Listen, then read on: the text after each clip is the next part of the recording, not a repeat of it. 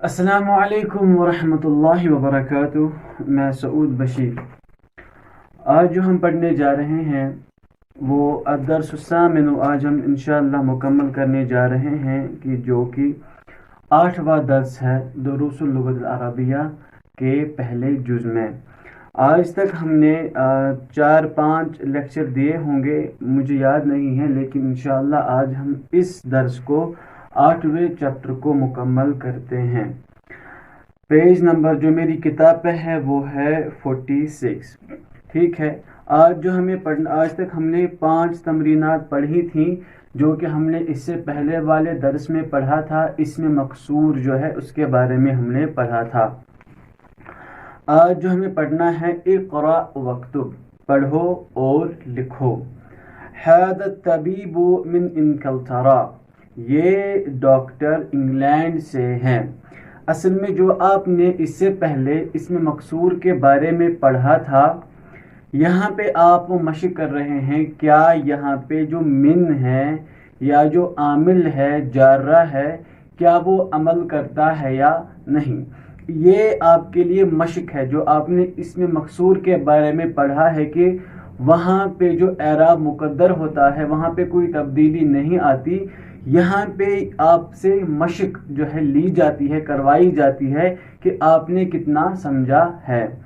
هذا الطبیب من انگلترا، یہ ڈاکٹر انگلینڈ سے ہے۔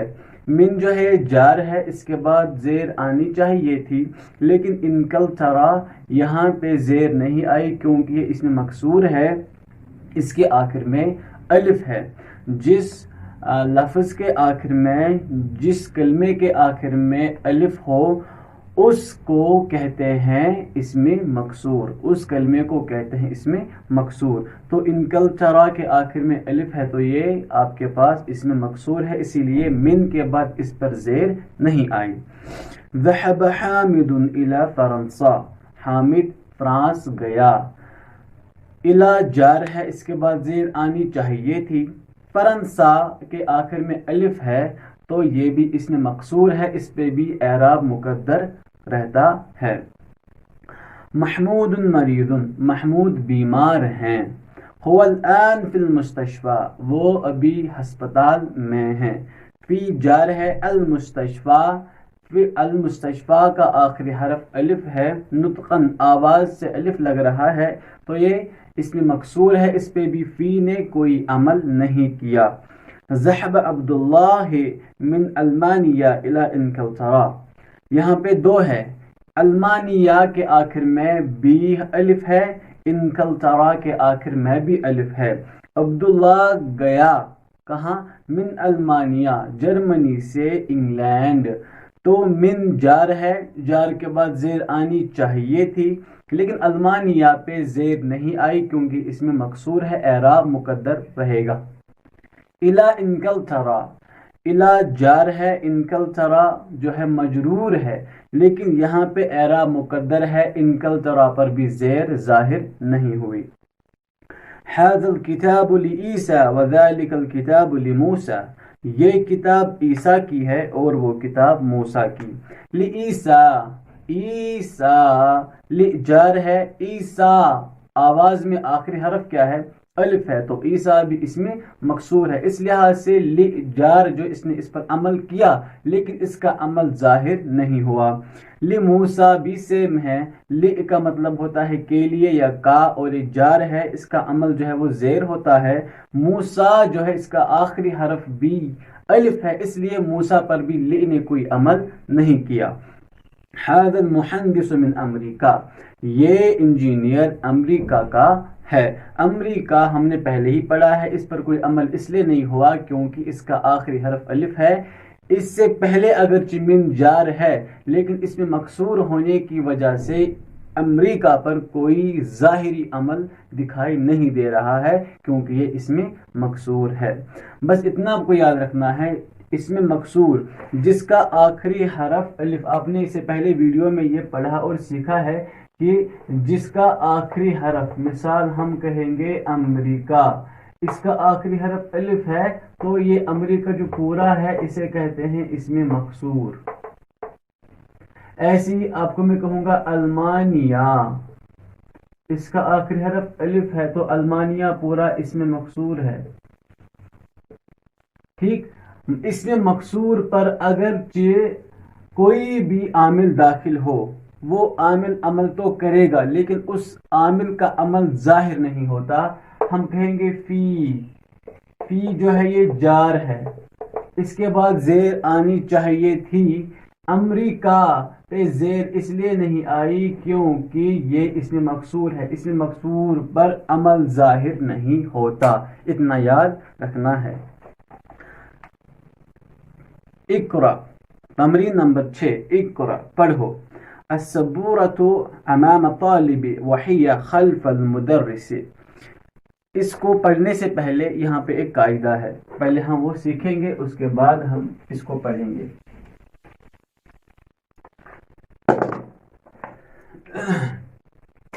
عربی میں ایک قاعدہ ہے، اسے کہتے ہیں ظرف. کیا کہتے ہیں؟ ظرف. اصل میں ہے یہ اسم ظرف. ظرف کی جمع ظروف ہے. اب ظرف کسے کہتے ہیں؟ میں آپ کو آسان الفاظ میں سمجھاتا ہوں. ظرف جو ہے، ظرف دو چیز کا نام ہے. نمبر 1 جگہ، نمبر 2 وقت. جب کبھی مجھے جگہ بتلانی ہو یا مجھے وقت کا تعین کرنا ہو، ہم اس وقت اسم ظرف استعمال کرتے ہیں. اسم ظرف وہ اسم ہوتا ہے جو دلالت کرتا ہے یا تو جگہ پر یا تو وقت پر، یعنی کہ جو بتاتا ہے جگہ. اسم ظرف یا تو جگہ بتاتا ہے یا یہ وقت بتاتا ہے. مثال اس کے لیے اپنے اپنے وزن ہیں. عربی میں اسم ظرف کا اپنا وزن ہوتا ہے، لیکن جو ہمیں اس درس میں سکھایا گیا ہے یہاں پہ وزن نہیں ہے بلکہ یہ مطلقاً ظروف استعمال ہوتے ہیں عربی میں. ورنہ جو ہے عربی میں اسم ظرف کے لیے الگ وزن ہوتے ہیں. ٹھیک، ہمارے پاس انشاءاللہ آپ آگے پڑھیں گے صرف میں 6 باب ہوتے ہیں، وہاں پہ ہمارے پاس الگ الگ اوزان ہوتے ہیں اسم ظرف بنانے کے.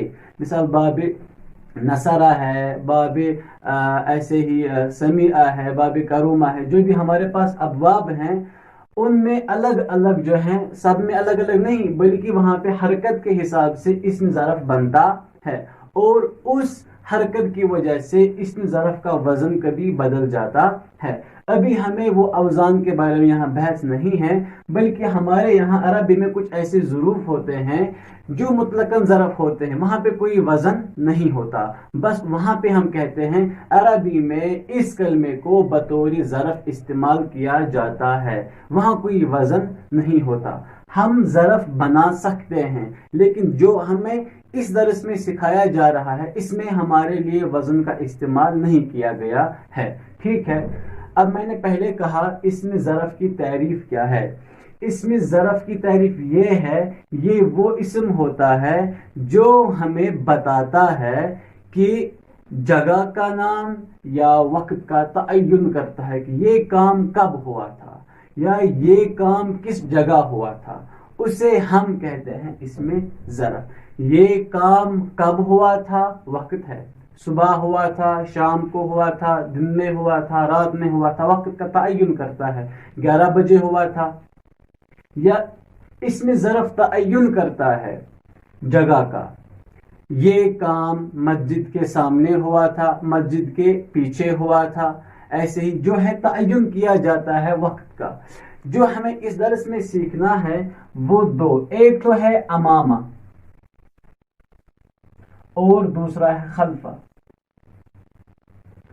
امامہ جو ہے میں نے ابھی کہا اسم ظرف جو ہے یہ 2 چیزوں کے لیے استعمال ہوتا ہے، یا تو یہ جگہ بتاتا ہے یا تو اسم ظرف وقت بتاتا ہے. اب اگر اسم ظرف نے جگہ بتا دیا تو ہم کیا، اس کا الگ نام ہے اسم ظرف مکانیہ. اسم ظرف مکانیہ کہتے ہیں اس ظرف کو جو مکان عربی میں کہتے ہیں جگہ کو. ٹھیک ہے، ایسے ہی اگر اس میں ظرف نے وقت بتا دیا، کام کب ہوا، کس وقت میں ہوا تھا، اسے کہتے ہیں اسم ظرف زمانیہ. اسم ظرف مکانیہ، اسم ظرف زمانیہ. اسم ظرف مکانیہ جو جگہ پر دلالت کرے، جہاں پہ جگہ کا تعین ہو. اسم ظرف زمانیہ وہ اسم جو ہمیں وقت بتاتا ہو، جو وقت کا تعین کرے. پہلے میں آپ کو یہ جو ہمیں پڑھنا ہے، امامہ مطلب سامنے.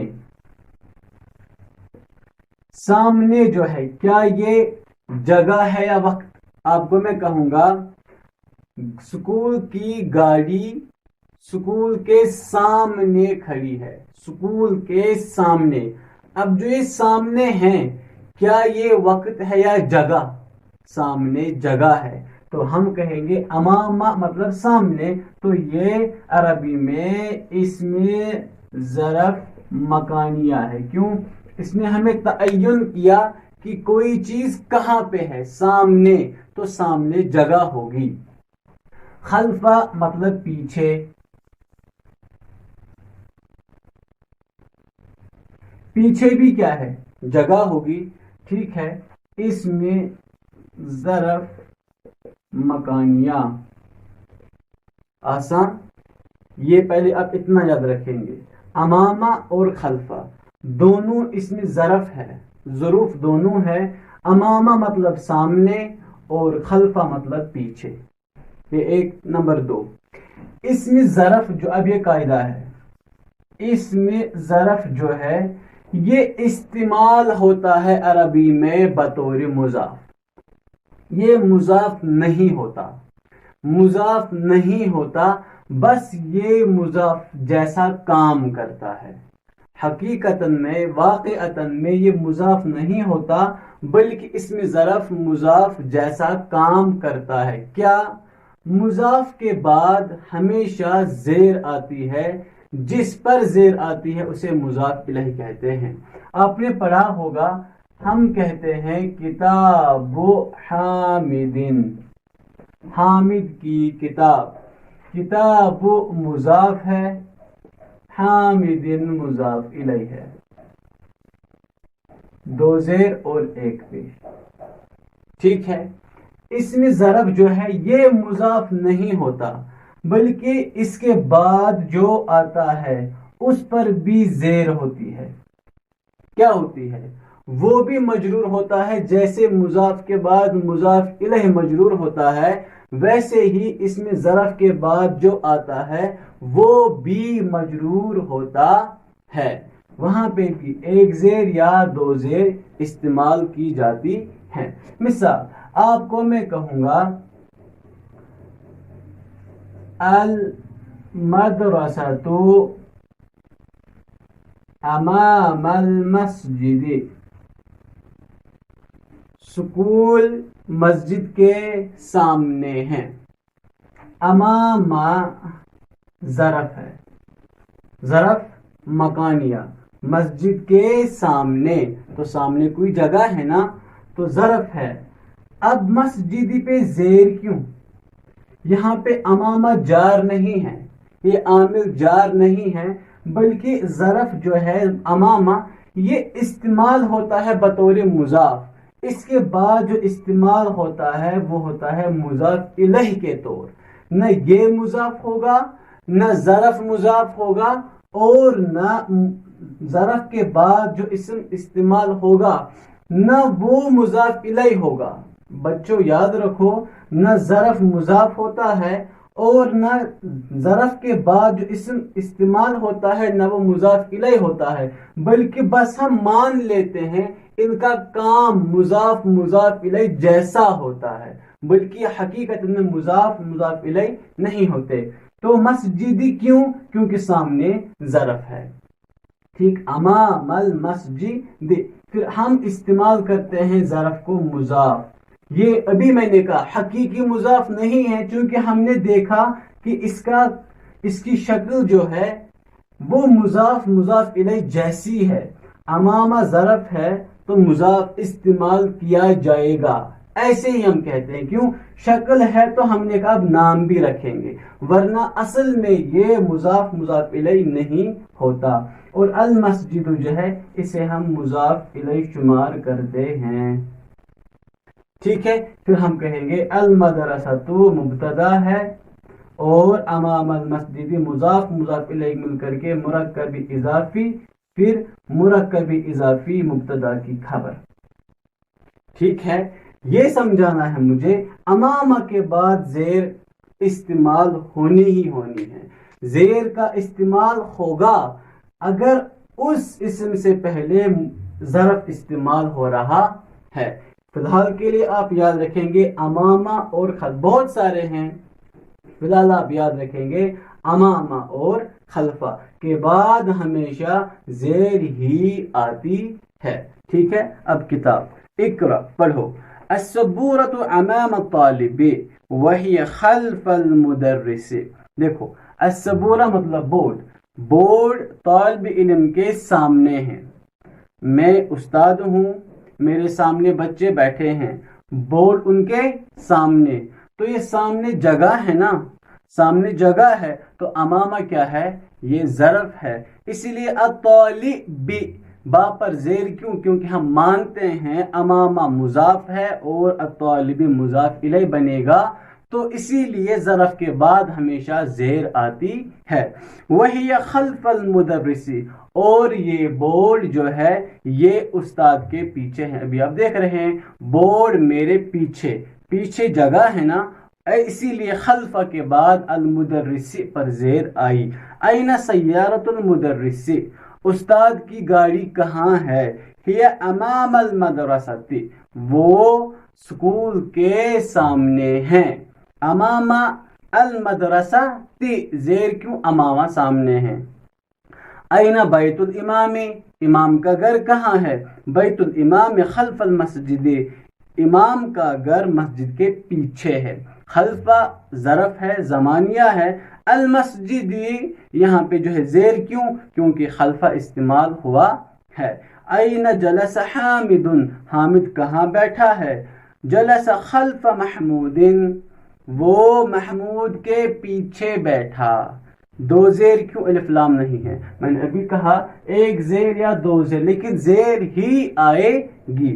ذهب عمار الى المسجد وجلس امام المحراب، عمار جو ہے مسجد گیا، وجلس اور بیٹھا، امام المحراب محراب کے سامنے بیٹھا۔ محراب جہاں امام صاحب خطبہ دیتے ہیں اس کے سامنے بیٹھا، تو سامنے جگہ ہے نا، تو اسی لیے امامہ کے بعد المحراب با پر زیر آئی۔ امید ہے آپ نے آج کا درس بھی سمجھا ہوگا۔ اسی کے ساتھ ہمارا 8واں چیپٹر جو ہے وہ مکمل ہوا۔ کہیں پہ کوئی بھی شک ہو، شبہ ہو، کنفیوژن ہو، آپ مجھے کمنٹس میں لکھ سکتے ہیں اور میں انشاءاللہ جو ہے اس شک کو، ان شبہات کو دور کر سکتا ہوں۔ تب تک اپنا خیال رکھیے۔ والسلام علیکم ورحمۃ اللہ وبرکاتہ۔